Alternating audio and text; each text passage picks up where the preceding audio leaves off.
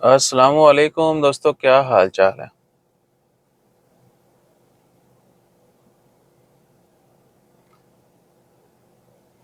ये हैं जी आसिफ खान भाई। आज़ाद वीज़ा मिलता है ये सच है, और काम मेरा एक दोस्त है वो बोलता है हज़ारों ओमानी रियाल पे आज़ाद वीज़ा में आपको दूंगा, प्लीज़ जवाब देना।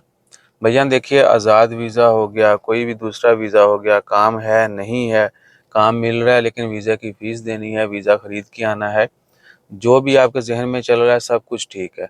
लेकिन जो इधर चल रहा है वो आपने याद करना है, ठीक है। नया सबक जो आपने याद करना है वो सबसे पहला ये है कि वीज़ों की फ़ीसें जो हैं वो सिर्फ 350 रियाल तक है। जो उन्होंने आपका वीज़ा निकालने के लिए गवर्नमेंट को फ़ीस देनी है, बाकी भी चलें डॉक्यूमेंट्स डाल लें, वीज़ा बताका हर चीज़, मेडिकल सब कुछ भी डाल लें तो 400 रियाल बनता है। बहुत हाईएस्ट वीज़ा हो जिसकी फ़ीस 350 है, ठीक है। तो आप मानिए 400 रियाल लगेगा, ठीक है जी। और अगर आपसे कोई ज़्यादा मांग रहा है, जो मार्केट में आम रेट चल रहा है वो 500 से 700 रियाल तक है, और 1000-1500 का तो ड्राइविंग जो हैवी ड्राइविंग वीज़ा है वो बिक रहा है, ठीक है जी। और फिर ऊपर से आज़ाद वीज़ा, जब आज़ाद वीज़ा साथ में अटैच हो जाता है तो आप लोगों को जो है ना वो माज़रत के साथ चौड़े होने की ज़रूरत नहीं है। यानी ऐसा कोई सीन नहीं है कि आज़ाद वीज़ा जो है ना वो है तो आप जो है ना हर काम कर सकेंगे, जहाँ दिल करेगा पैसे इकट्ठे कर सकेंगे, कोई शॉर्ट नहीं। अभी तो मुमकिन नहीं है। काम जो है ना जिनके लगे हुए हैं काम, उनको भी बेचारों को सैलरी वक्त पे नहीं मिलती। बहुत मसले मसाइल हैं, काम बहुत कम है, ठीक है जी। अच्छा, कंपनियों के ऊपर भी मैं थोड़ी सी इलस्ट्रेशन करूंगा। जो लोग कहते हैं ना भाई 100 रियाल की कंपनी बना के ओनरशिप थाड़ी मैं करदा अज। अच्छा, सीन ये है जी के 1000 रियाल दे के आप आ जाएंगे, वीज़ा आपको मिल जाएगा, आप अपनी मर्जी से कहीं भी काम करने के अहल होंगे।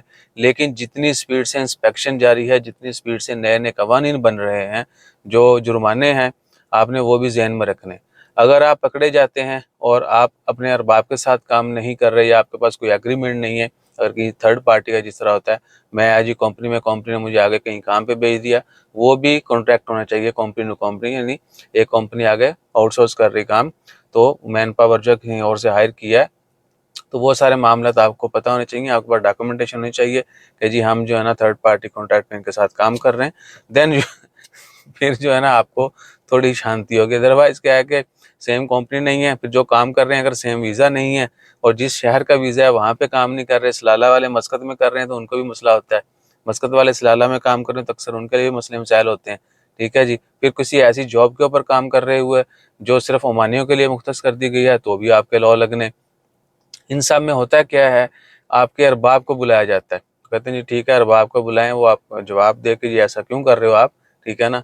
तो अरबाब जो है फिर जिन्होंने आज़ाद वीज़ा दिया होता है, बहुत सारे लोगों को तो पता ही नहीं होता उसका कि जी कौन है, या फिर वो कहता पाए तुसी जानो तो थोड़ा कम जाने, ठीक है। वो फीस लेके साइड पे, और बहुत मुश्किल होगी तो अरबाब बोलेगे खली वली कैंसल, ठीक है ना, या पैसे और दो ताकि वो मामला निपटाए, या फिर क्या के कैंसिल कैंसिल भी जाना है तो भी उसने आपसे पैसे मांगने। जिस बंदे ने आपको वीज़ा दिलवाना है वो आपके ऊपर आलू रख रहा है, फीस से कहीं ज़्यादा पैसे या मार्केट रेट से कहीं ज़्यादा ले रहा है, और फिर जब मुश्किल आनी है तो उन्होंने और पैसे मांगने। अच्छा, अभी आ जाए कि फ्यूचर में जो है सैलरी जो है आपके बैंक में आनी चाहिए, आपके अकाउंट में आनी चाहिए। जो भी जिस भी वीज़ा के ऊपर है, आज़ाद वीज़ा बेशक, जिसको भी आज़ाद वीज़ा होता नहीं है वो भी कोई ना कोई स्पॉन्सर ही देता है, ठीक है। अच्छा, जो आज़ाद वीज़ा वाले हैं फिर उनका कॉन्ट्रैक्ट ऑनलाइन कौन करेगा, क्योंकि उनके बाप तो चाहते नहीं है, उन्होंने तो पैसे लेके वीज़ा बेचा हुआ है, ठीक है जी।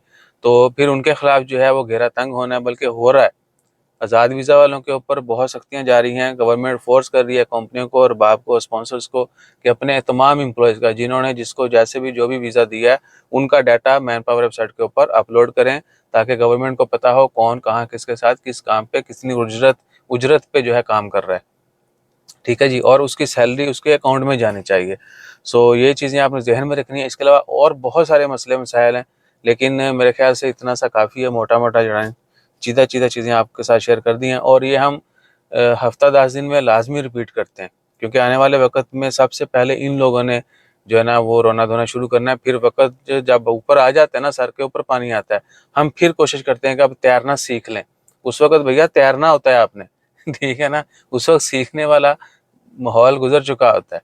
और अभी से जहन में रखें, और जो भी इन तमाम कह लें कि मराहल से गुजर रहा है वो भी अपने मामले ठीक कर लें, ताकि फ्यूचर में मुस्तकबिल करीब में जब मज़ीद सख्तियाँ होंगी, कवानीन जो हैं मज़ीद इम्प्लीमेंट किए जाएंगे जो मैंने आपको बता दिया है, तो फिर जो है ना आगे जोगे ना पीछे जोगे, फिर अपने पाँव खुद ही काटने हैं और ज़मीन पहले ही गर्म है।